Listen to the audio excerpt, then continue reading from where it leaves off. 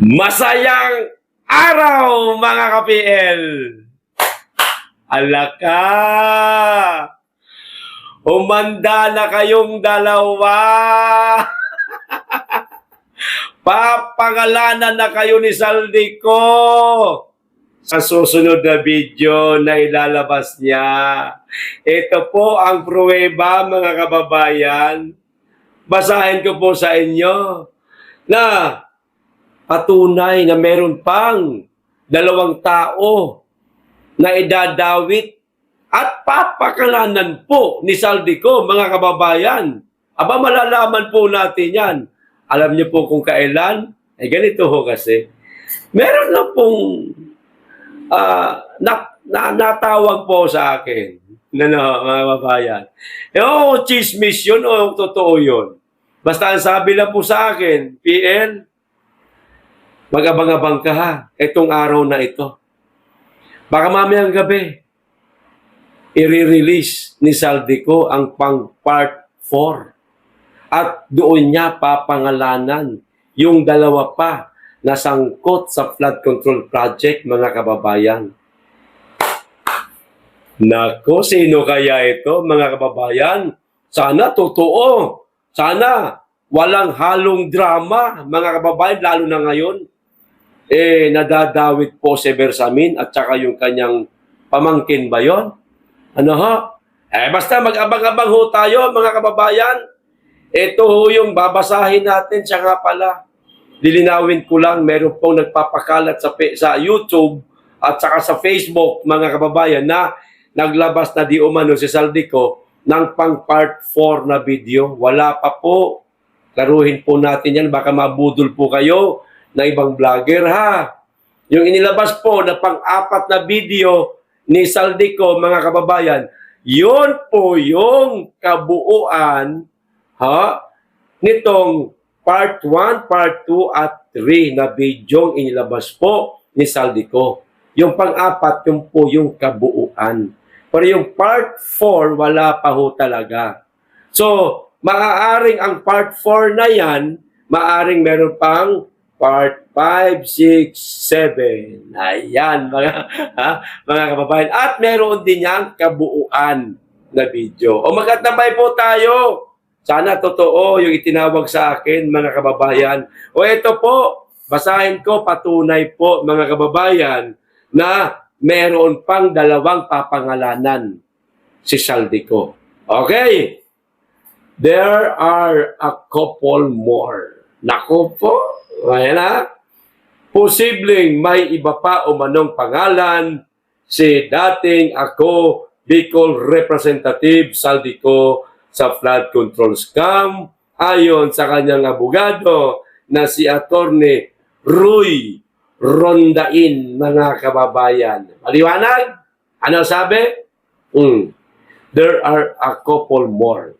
May iba pa di umanong mga pangalan na hawak si Saldico na maaari niyang ikanta sa susunod na paglabas niya ng panibagong video. Okay. Dagdag pa ni Rondain, solido at sapat daw ang mga ebidensyang hawak ni Saldico. Abay, oo naman, naniniwala ho tayo mga kababayan. Bakit? Yun lang pong pagdawit mo sa kasalukuyang presidente ng bansa at dating Speaker of the House na pinsan din ng presidente ng bansa. Mabigat na po yun, mga kababayan, hindi ho basta-basta yan. Binabangga mo na itong napakalaking pader na maaari mong ikapahamak. Sinong tanga, no, na magdadawit sa presidente at sa pinsan ng presidente?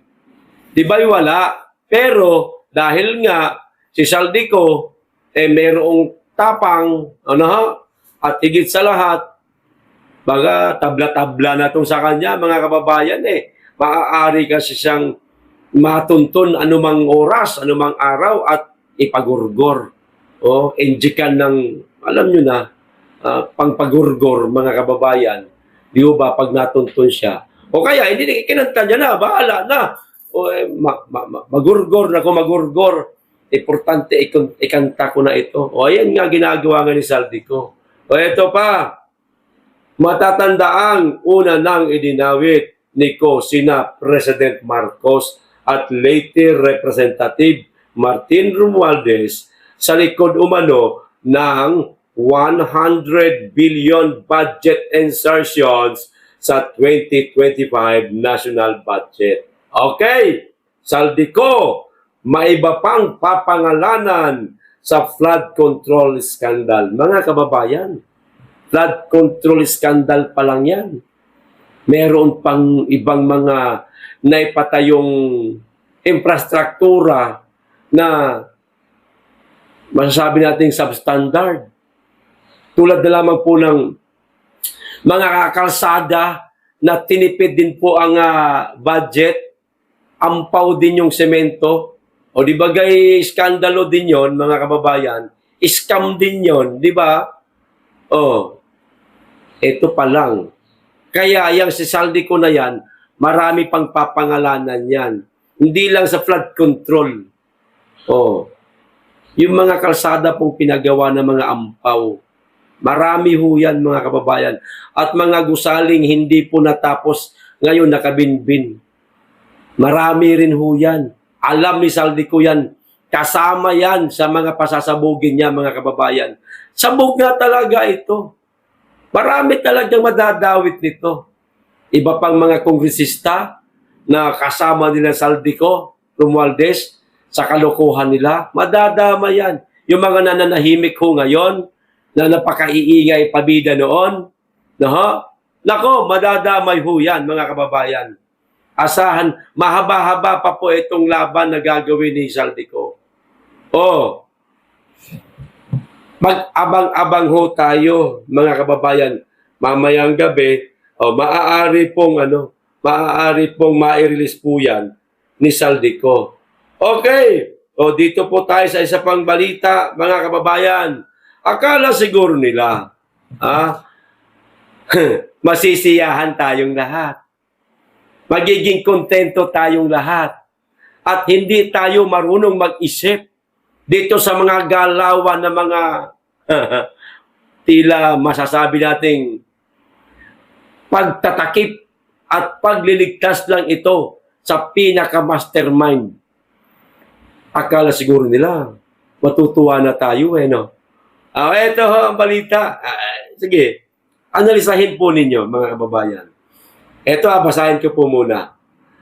Formal nang inirekomenda ng Independent Commission for Infrastructure at DPWA o Department of Public Works and Highways o DPWH sa Ombudsman ang pagsasampa ng kaso laban kina dating House Speaker Martin Romualdez at dating ako Bicol Party List Representative Saldico.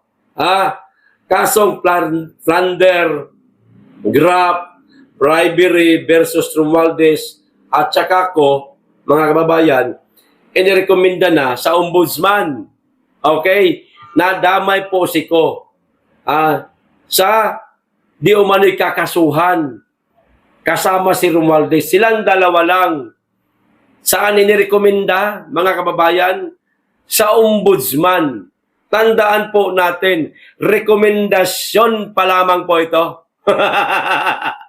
Iba po ito sa mga sinasabi ngayon ng mainstream media na kakasuhan na di umano. Isasampa na di umano itong araw na ito. Ang kaso laban kay Romualdez at kay Saldico, ito ngang plunder, graft at bribery. Mga kababayan, inirekomenda na. Nirekomenda pa lang po. Nakakatuwa pakinggan no? Pero nalansiho tayo. Ang katotohanan, kaya pwede na maibinbin yan Rekomendasyon lang yan. Nakakasuhan, pero ang tanong, gagalaw ba ang baso? Diba, mga kababayan, gagalawin ba ang baso? O baka naman, upuan lang yan. O di walang mangyayari. Di ba? Natutuwa tayo dahil sa expose ni Saldico. Di ba? Dinawit niya si Bongbong Marcos, dinawit niya si Romualdez. Natuwa tayo, pero dapat pa rin po siyang kasuhan. Dahil meron pa rin po siyang pananagutan sa batas na dapat niyang pagbayaran. Maaaring nakatanggap ito ng malaking halaga. Ngayon, dito sa balita na binasa ho natin, mga kababayan, ayon nga dito, inirekomenda lang, matutuwa tayo rito. Ha? Inirekomenda na di umano sa ombudsman, hanggang doon lang yan. Sige nga, ganito lang, simple. Ipagpalagay natin, mga kababayan, na totoo nga ito. Kakasuhan na, maaaring ngayong araw, o bukas, o next week, ayan, isasampa na, may reklamo na, kakasuhan na, itong dalawa. Nariyan pa naman po si Romualdez, hindi pa lumalayas. Siko mahirap na mahagilap. So ang unang maiimbestigahan ho nito, walang iba, kundi si Romualdez. Okay? Okay? Wala si Saldico Tandaan nyo, nasa ibang bansa, hindi na mahagilap. Puro social media na lang. Si Romualdez po ang haharap sa pagdinig. Okay? Wala nga si Saldico. Sa palagay ho ninyo, hindi po kaya ipapahid ni Romualdez lahat kay Saldico? Pwede. Para maging malinis siya. Kaya nga ang lakas ng loob na di umano haharap daw sa pagdinig. Itong si Romualdez. Walang ibang gagawin yan. Kundi ipupunas niya kay ko lahat ng ginawa nilang kalokohan. Mga kababayan, hindi na po bago yan. Lahat po, kahit nga hindi mga politiko, kahit yung mga simpleng mamamayan natin na kapag nadadawit, natural, magpupunasan ng baho yan. Depende na lang yan sa paghuhukom. Di po ba? So, ang mangyayari, ligtas si Marcos, ligtas din si Romualdez. Na kanino lahat ang baho? Kay Saldico. Oras na matuloy itong inirekomenda sa ombudsman na kakasuhan ng plunder, graft at bribery si Romualdez at co. Nasaan ang Marcos? Nawala. Dalawa lang, mga kababayan. Saldico lang at Romualdez. Ikakanta yan ni Romualdez, si Saldico na siya ang lahat ng pasimuno. Di ba? Samantalang ang kinanta po ni Saldico, silang dalawa, ni Romualdez at Marcos. Sige, hindi naman tayo nagbibintang, mga kababayan, na maaari nilang gawin yun. Pero, possible.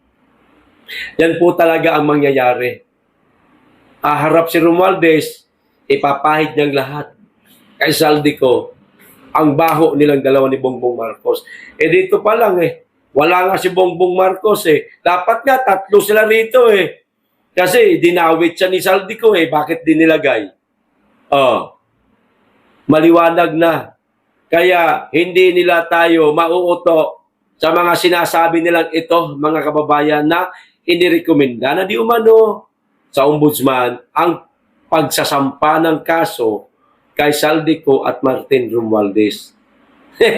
Hindi po. Wag po tayong magpapauto. Sa madaling salita, para saan ito, mga kababayan? Para lang po humupa ang tensyon. Nakuha nyo? Para humupa po ang tensyon. Para hindi na tayo mag-ingay na BBM resign, di ba? Ipakulong si Romualdez, ipakulong si Saldico. Naku, wag po nating tantanan, mga kababayan. Lalo na ngayon, sa in-expose mismo ng kapatid niya na drug addict siya. Sino? Pangulo natin. Sino pa ba ang drug addict? Di ba? At ang mga anak niya. Mas lalo po na hindi siya karapat-dapat humawak ng pinakamataas na posisyon sa ating bansa. Kaya uulitin ko, para sa akin, opinion ko man po ito. mga kababayan. Opinion ko lang man po ito. No? Drama na naman ito. Opo. Haharap si Martin, ikakanta niya si Saldico lang para maligtas ang mastermind. Eto pa. Nako, meron pong open letter, mga kababayan. Open letter po ito. Panawagan po ito. Para gumawa po ng hakbang ang PNP at PIDEA laban kay President Bongbong Marcos. Kaugnay pa rin po doon sa mga pasabog ni Senator Amy Marcos. Ito po ang open letter. Breaking news. Open letter to the PNP and PIDEA. To the PNP Chief and PIDEA Director General. Makinig po kayo, mga sir. Okay? Sirs, madam. You all know that pursuant to Republic Act 9165, the use and possession of illegal drugs is a crime. PNP at PIDEA, ano na? Kapag ang isang simpleng tao, pobre, walang kakayahan, walang kapangyarihan, ni hindi pa man din nahuhulihan ng droga, dinadampot na. Yung iba nga, tinataniman pa. Di ba? Oo, naroon sa listahan. Pero naglubay na sa droga. Nagbagong buhay. Nagtinda na lang ng isda, nagtinda na lang ng mga kakanin, no? Kung ano-ano para mabuhay dahil tumigil na nga sa pagtutulak ng droga. Pero nagiging target pa ng iba, no? Tataniman para sa achievement nila. Ito maliwanag po, sir, mga madam at sir. Maliwanag po na sinigaw na mismo ng kapatid ng Pangulo na mismo yung kapatid niya gumagamit ng droga. Bakit hindi nyo po kayang arestuhin? Pulburon. Ang dahilan. Baka meron din kayong mga baho. Ito ba? As the lead agencies in the enforcement of Republic Act 9165, you have sworn to enforce the law without fear or favor. Ipatupad nyo po ang batas, mga madam at sir. Sino pa mang mga pangalanan na gumagamit ng droga, abay dapat nyo pong ipatupad dahil nariyan po yan sa ating saligang batas, Republic Act 9165. Okay? How can you turn a blind eye on what is the use of illegal drugs by BBM Ferdinand Marcos Jr. and his wife as narrated and confirmed by no less than his sister, Senator Amy Marcos? Senator Amy herself confirmed this in public. We know that you all know the truth about his continued use of illegal drugs. Do your duty. Mga madam at sir, makinig. Do your duty and arrest the lawbreaker. You don't need a warrant. Your people inside Malacanang has personal knowledge about this. Kita nyo na? Totoo naman. Yung mga kapulisan, kasundaluhan, nagbigay ng litrato, video, mga impormasyon kay Senator Amy Marcos na pwede niyang pasabugin anumang oras. Bakit hindi pa po kayo gumagalaw? O baka naman totoo yung sabi-sabing hinahayaan nyo lang siyang gumamit ng droga para kayo makapagmanipula sa kaban ng bayan. Di ba? Gaano po katotoo yun? Totoo ba yun, mga sir at madam? Ha? Nananamantala kayo? Buwakan ng ina kayo. No one is above the law. Oh. Mula po ito kay General Alex Paul Monteagudo, former National Intel Chief. Okay? Courtesy kay Tito Jason sa itong binabasa ko. Courtesy. Pero naipost po ito ni Alvin Almonte Torero, mga kababayan. Ano na? PNP at PDEA.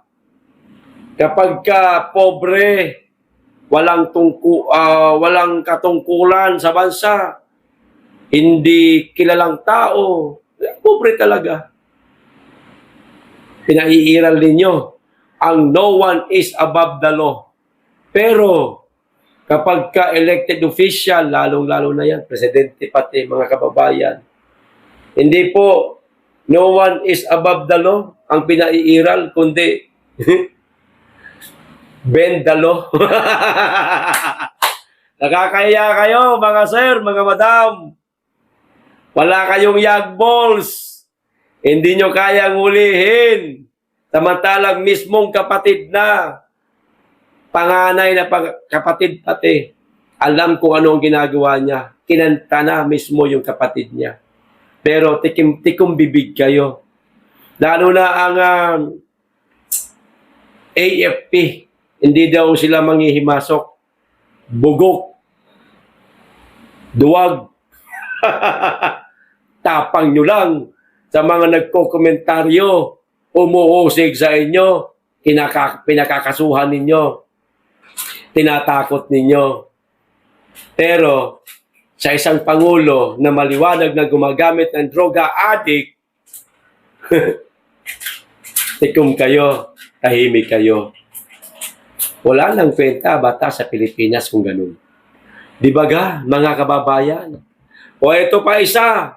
Nako, mas magugulat ho kayo dito, mga kababayan. Magugulat ho kayo rito. Saglit lang, isi-share ko lang to, may bagong balita. Baka isama ko to ngayon sa inyo. Pero dito muna tayo sa inilabas po ni Adrian Pascual. Breaking news pa rin po ito, mga kababayan. Mula pa rin ito di umano sa kanyang bubwit na nasa loob mismo ng Malacanang. Oh, sabi, bubwit. Ayan. Pinalitan kagabi ang commander ng mga bantay ni Bangag. And immediately effective ito. Bakit nagkapalitan? Akala ko ba wala kayong ginagawa riyan sa loob ng Palasyo Malacanang? Bakit bigla kayong nagtanggal ng inyong mga commander pati ito? Inyong tagapagbantay. Commander, ito mga kababayan. Oh, bakit nyo tatanggalin? Baka man nalalaman ito, ano? O di kaya, magkakaroon na naman ng balasahan, mga kababayan. Kasi, lalo na yung sinabi ni Amy, na yung mga kapulisan, kasundaluhan di umano sa Malacanang, merong ibinigay sa kanya ng impormasyon, mga litrato, video, na-trigger yun, siguro, na-trigger sila doon, mga kababayan. Kaya yan, pinalitan ng commander, tinanggal. Oh, para yung commander na papalit dito sa commander na tinanggal, hawak na sa leeg. Di ba? Hawak sa leeg. Nilagyan ng salapi yung bunganga. Tahimik. Katulad ng isang sundalo dyan. Hindi ko na lang papangalanan. No? Baka natapalan din ng malaking halaga, mga kababayan. Kawawang Pilipinas. Pinaglalaruan ang mga men in uniform ng isang adik na presidente. Ano may tatawag natin dyan? Gumagamit lang? Ha? Matagal lang gumagamit eh. Sabi nung ate. Oh, binata pa lang. Wala pang pamilya. Gumagamit na hanggang sa kasalukuyan. Napakatagal na panahon. Addiction na yan. Di ba, mga kababayan, hindi niya na kayang pigilan eh. Hindi niya na makontrol eh. Oh, naging addict na sa droga. Marapat lang, natawagin natin siyang addict. Abay, mahiya ka naman, Bongbong Marcos. Ang tawag sa'yo ngayon ng mga kababayan natin, 110 million Pilipino addict ang tawag sa'yo. Hindi ka ba nahihiya? Ha? Puro ka deny na hindi ka gumagamit dahil isa lang ang kidney mo. Anong kinalaman? Oo, maaaring masisira ang kalusugan mo. Pero, bakit mo nagawa? Okay, simple na lang, ganito na lang. Hindi ka kamo gumagamit dahil isa lang ang kidney mo. Pagbigyan mo na kami, magpa-hair follicle drug test ka. Lives, naka-live ha. Merong mga mainstream media. Merong mga vlogger. Vlogger ninyo dyan sa PCO at kami, vlogger na mga walang amo. Dapat ganon, naka-live. Sige nga, Mr. President, Bongbong Marcos. Salamat ka, tinatawag pa kitang presidente. Magpa-hair follicle ka nga kung kaya mo. O kung totoo yung sinasabi mo na hindi ka addict, hindi ka gumagamit ng droga, hindi namin tatantanan to. Ang panawagan na magpa-hair follicle drug test ka. Hanggat hindi mo ginagawa, wala kami nakikitang resulta na ikaw ay negatibo sa ipinagbabawal ng droga, addict ang tawag namin sa'yo. Kawalang galang yan para sa'yo. Addict na presidente ang tawag namin sa'yo. Hindi ka namin tatantanan. Mr. President Addict. Pasintabi. Kung nawala na po kami ng galang sa'yo, respeto. Hindi po sa amin ang galing yan po, sir. Galing po yan sa kapatid mo, sa ate mo pa nga eh. Si ate mo ang sisihin mo kung matawag ka namin na addict ka. Nilaglag ka ng ate mo, sir. Ano itatawag namin sir? Presidente pa rin? Parang niloloko rin po namin, sarili namin, sir. Kung ganoon. Sige, lagyan namin ng presidente para matuwa ka. Presidenteng addict nga. Okay na ba yun? At least may presidente. Mahiya ka naman po, sir. Karamihan po ng mga Pilipino ayaw na po sa'yo. Hindi niyo po ba nararamdaman yan? Sa bawat lugar na mga nararating mo, merong sumisigaw na BBM resign. Hindi ka ba naaawa sa sarili mo? Hindi ka ba nalulungkot? Ayan. Hindi ka ba mahihiya?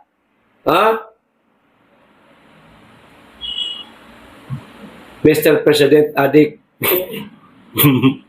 Mr. President Addict, magkusa na po kayo. Pagganahin nyo na po yung kapiraso ninyong utak na natitira na lang na mayroong katinuan. Kasi siguro palagay ko mga 80% ng utak mo contaminated na ng pulburon. Infected na ng pulburon, ng chemical ng pulburon. Kaya ganyan ho kayo kamanhid. Pero pang natitirang 20%, sir, gamitin nyo po sa maayos, sir. Gamitin nyo po sa sa maayos. Yun yung pagdidesisyon para sa kinabukasan na lang po ng ating mga kabataan. Kawawa ho kasi ang Pilipinas, sir eh.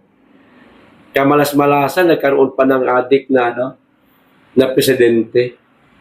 Maawa po kayo sa mga kabataan na lang po, sir. O ito pa isang balita, mga kababayan. Bagong-bago lang, oh. Wala pang isang oras.